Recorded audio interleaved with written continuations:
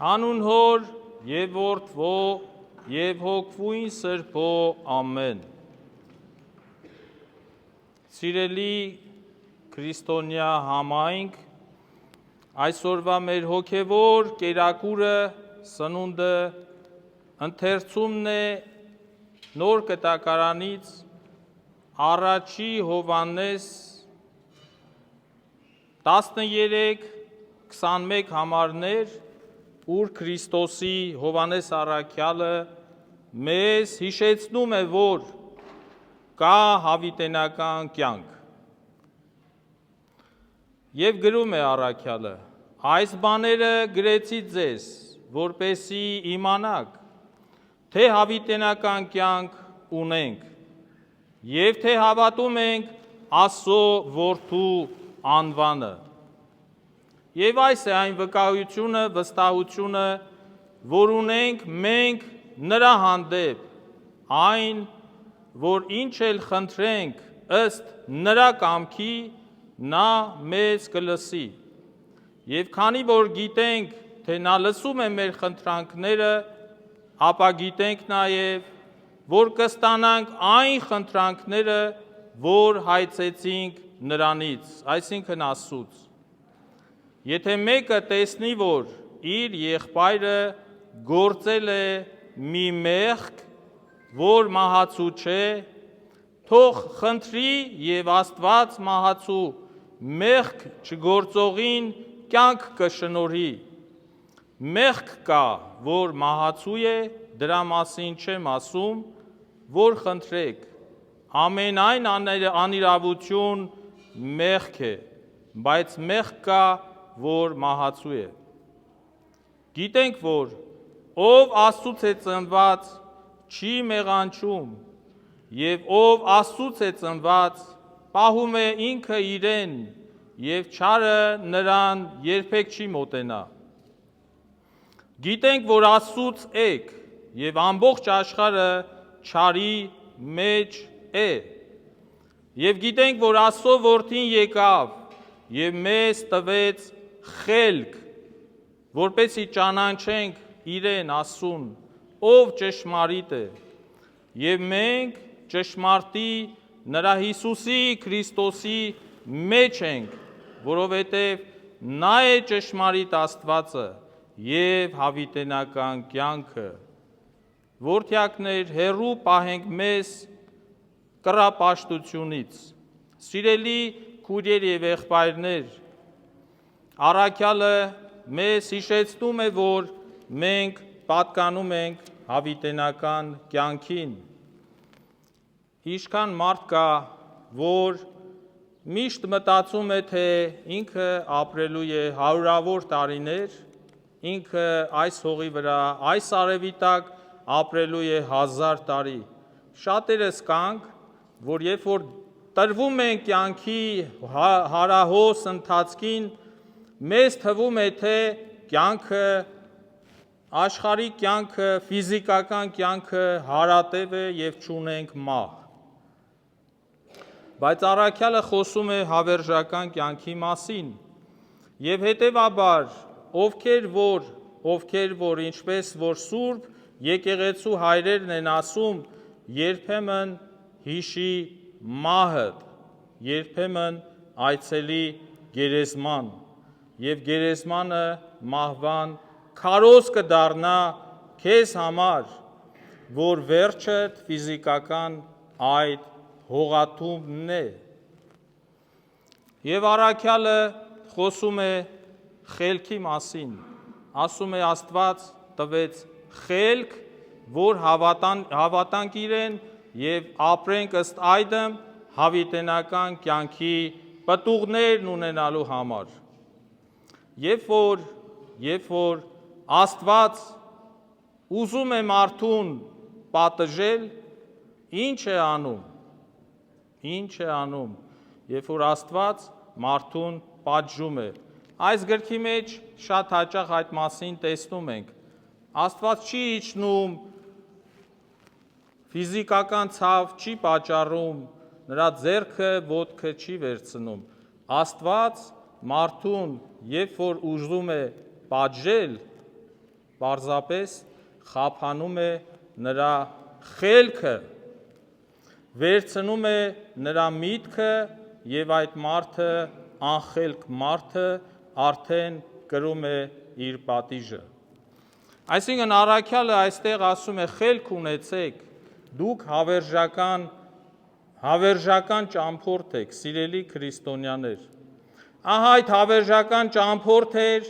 300 թվականին,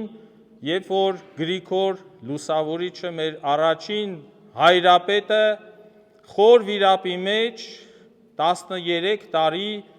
Աստծուն ունենալով, ոչ մի տրտունջ չունենալով, փառավարում էր Աստծուն այդ գուբի փոսի մեջ 13 տարի։ Թագավորը, որ չուներ խելք, դատապարտել էր Գրիգոր Լուսավորչին 13 տարի գուբի մեջ, փոսի մեջ դատապարտված։ Բայց Գրիգոր Լուսավորիչը ուներ խելք, այստեղի գրած խելքը, որ ինքը միայն ֆիզիկական կյանքով չի ապրելու, կյանքը հավերժական է և պատկանում է Տիրոջը։ Եվ Գրիգոր Լուսավորիչը ունենալով խելք, ավելի ազատության, անկախության, ավելի Աստծուն վստահ հավատքի մեջ էր և երջանիկ հավիտենական կյանքի տեսիլքով և հայ ժողովրդի տեսիլքով, որ դարձի է բերելու թեպետ 13 տարի այդ նեղության մեջ էր, ինքը ավելի ազատության մեջ էր, քան թե իրեն դատապարտողները։ Սիրելիներ, այսօր երկրորդ ծաղկազարդն է, առաջի ծաղկազարդի ժամանակ մենք տեսնում ենք Հիսուսի փառավոր մուտքը դեպի Երուսաղեմ։ Հիսուս երբեք չփնտրեց փառք։ Դուք այս գրքի մեջ չեք տեսնի մի դրվագ, որտեղ Հիսուսին գովում են, կամ Հիսուսը իր մասին գովասանքով է խոսում, Հիսուսը եկել էր ծառայելու համար։ Եվ մենք եկել ենք ծառայելու համար ի փառս Աստծո։ Հետևաբար միակ դեպքն է, որ Աստծո որդին փառավորապես մտավ Երուսաղեմ և ինքը ուզեց դա երևա, որ ինքը փառքով է մտնում Աստծո տաճար։ Ուրեմն 4-րդ օրը այսօր է Հիսուսի համբարձումից հետո, 4-րդ օրն է այսօր, հինգշաբթի օրը փառավորապես մեր Տեր Հիսուս Քրիստոս համբարձավ դեպի երկինք, նստեց Աստծո աջ կողմում։ Ուրեմն 4-րդ օրն է այսօր, որ Գրիգոր Լուսավորիչը գուբի մեջ, ինչպես քիչ առաջ ասեցի, դատապարտված վիճակում, իրեն ծառայում էր մի հրեշտակ։ Ամեն օր այս հրեշտակը իրեն այցելում էր և ինքը զրուցում էր հրեշտակի հետ և մխիթարվում էր Աստծո խոսքով Սուրբը։ Եվ ահա 4-րդ օրը այսօր այդ հրեշտակը բացակայում է։ Համբարձումից հետո 4-րդ օրը հրեշտակը չի այցելում Գրիգոր Լուսավորչին։ 5-րդ օրը նորից հրեշտակը այցելում է մեր հայոց առաջին հայրապետ Գրիգոր Լուսավորչին և Գրիգորը հարց է տալիս, թե ուր էիր երեկ, հրեշտակը պատասխանում էր, ես, ասում է, որ ես 4-րդ դասի հրեշտակն եմ, գիտենք, որ հրեշտակները 9 դասից են բաղկացած, ես 4-րդ դասի հրեշտակն եմ և այսօր երեկ, այսինքն 4-րդ օրը համբարձումից հետո մեր դասում մեծ տոն էր և պատմում է, որ Հիսուս 4-րդ դասի հրեշտակների ուղեկցությամբ, թե ինչպես համբարձնում էր առ Աստված, որ գիտեք, որ 50-րդ օրը մենք տոնում ենք Քրիստոսի, ուրեմն Սուրբ Հոգու գալուստը և եկեղեցին պիտի փառավորապես տոնակատարի։ Զուտ ազգային հայկական տոն է երկրորդ ծաղկազարդը։ Հիմա ինչ է տալիս այս տոնը մեզ, ինչ է սովորեցնում երկրորդ ծաղկազարդը։ Սովորեցնում է համբերություն, սովորեցնում է ամուր հավատք։ Տեսեք Գրիգոր Լուսավորիչը խոր վիրապի մեջ, հույսով, հավատով, որ ինքը դուրս գալուց այնտեղ Աստծո կենարար լույս խոսքն է տարածելու հայոց աշխարհում։ Եվ ոչ մի րոպե, ոչ մի օր, ոչ մի ամիս, ոչ մի տարի Գրիգոր Լուսավորիչ իր հույսը չկտրեց Աստծուց։ Հիմա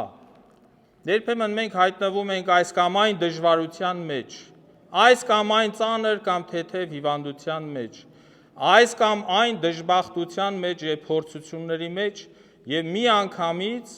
անգամից հայտնվելով այդ կացության մեջ կորցնում ենք մեր հավատի դրսևորումը եւ կյանքը։ Մարդը խոր վիրապի փոսի մեջ երբեք այդ լույսը չկորցրեց, այն հույսով, որ մի օր դուրս է գալու եւ իր մեծ գործն է կատարելու։ Հիմա սա տալիս է մեզ հույսի, համբերության, խաղաղության, ինքներս մեզ չկորցնելու, որովհետև մենք ինքնատիրապետումը երբ որ կորցնում ենք, գործում ենք շատ սխալներ։ Ինքնատիրապետումը երբ որ կորցնում ենք, մենք գործում ենք շատ մեղքեր։ Դժվար է սրա մասին կյանքով ապրել, երբ որ հայտնվում ես ինչ-որ մի խնդրի առջև եւ ինքնատիրապետումը կորցնում ես։ Տեսեք, պատարագի ժամանակ քահանան բազում անգամներ, տասնյակներով, քսանյակներով պտտվում է եւ խաղաղություն է տալիս ժողովրդին։ Խաղաղություն եմ բերում ձեզ, իմ խաղաղությունն եմ տալիս ձեզ, սիրելի քրիստոնյաներ, ասում է Հիսուս Քրիստոս։ Որովհետև Հիսուսը ոչ թե պատերազմի, վրեժխնդրության եւ հաշվեհարդարի Աստված էր, այլ խաղաղության, հանդարտության, հույսի եւ հավատի Աստված այսօր եւս ասում է մեզ. խաղաղվեք ժողովուրդ, մի իջեք ձեզ ստորացնող փորձողների մակարդակին։ Քրիստոնյաները միշտ այսօր, երեք, վաղը կրելու են հալածանքներ, ասում է ցնծացեք եւ ուրախացեք։ Սա դժվար բան է, բայց փորձության դեպքում մենք դժվար թե ուրախանանք, ցնծանք, բայց հոգիներս չկորցնենք, մեր խաղաղությունը չկորցնենք, ինքնատիրապետությունը չթողնենք։ Ո՞վ է վրեժխնդիր։ Մենք վրեժխնդիր չենք։ Ամենաուժեղ վրեժխնդիրը այս կյանքում երկնավոր Տերն է։ Երբ որ դու այս գրքով ապրում ես, երբ որ այս կանոնները պահում ես,